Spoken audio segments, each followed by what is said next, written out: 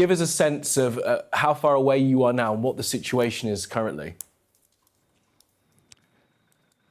Yeah, well, we are probably around 2 kilometers away from one of the vents which is going on off now. I think we have 3 vents blowing on the fissure right now. This was probably 5-6 kilometers long last night when it erupted. But now, you know, usually what happens when these volcanoes kick off, they come down a little bit and they stabilize. So just right over there, probably around 1.5-2 kilometers away, we have one of the craters going off, and a little bit on my left, actually, you can see the smoke coming from the bigger one, which is going on right now. And Björn, thank your camera operator as well for showing us these pictures. It's, as you mentioned, it's a huge fissure. What's difficult for me to understand is sort of the scale. How tall are those sort of spouts of lava that we're seeing? How high into the air are they going? Well, right now they are not going really high. I mean, I would say maybe 40 to 70 meters max. But however, last night when this kicked off, just off after 10 p.m., the biggest strokes were going up around 200 meters, which is, you know, in the early stages of eruption, you know, that's when we have the most pressure. And so we had an unbelievable sight last night, something we have never seen in all these eruptions here over the last 3 years. So they were going up to some 200 meters in the early stages. I think we've got some pictures as well of what it was like last night. Some of the nighttime footage was incredible, Björn. Tell us where you were when the eruption began, because of course people in the region and across the world have been waiting for this for a number of weeks. There's been earthquakes leading up to it. We knew it was coming. I guess we just didn't know when. Yeah. Yeah, well, yesterday was pretty unique compared to the first 3 eruptions, you know, when this started in 2021.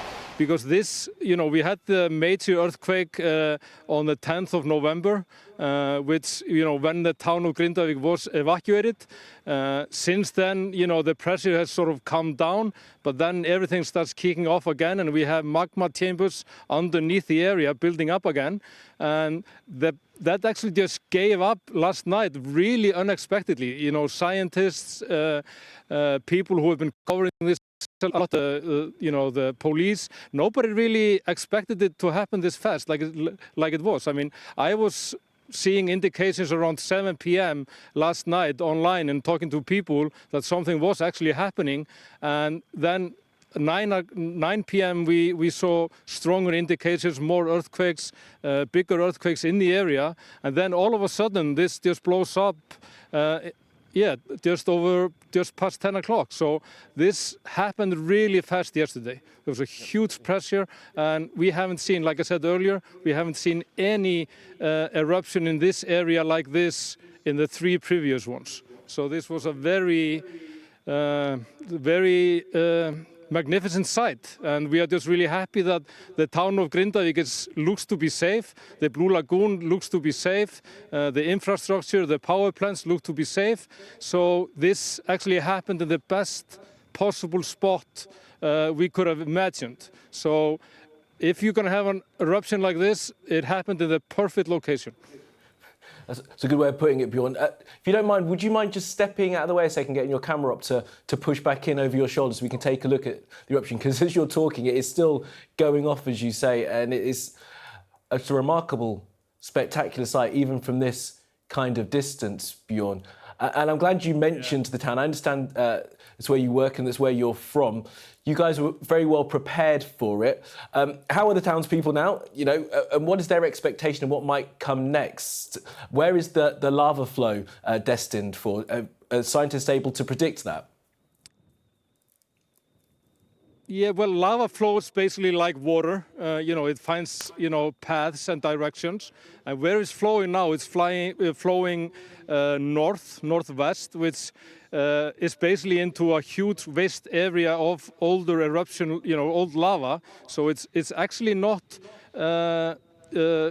looking to damage anything. No roads seem to be in any danger, no infrastructure. So.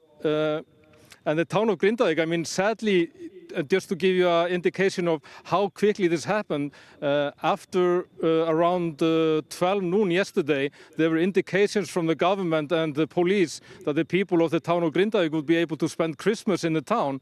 And then 8-9 hours later, we have a huge eruption in the area, which gives you an indication how this happened quickly and how unpredictable nature can be. It's pretty remarkable experiencing it and seeing it. Absolutely. Is there a lot of noise as well? Can you hear it, Björn? No, we are a little bit too far away. Sadly, because you want to get really close to it and you want to feel the heat and you want to, the sound of volcano is a thrilling sound, just to be honest.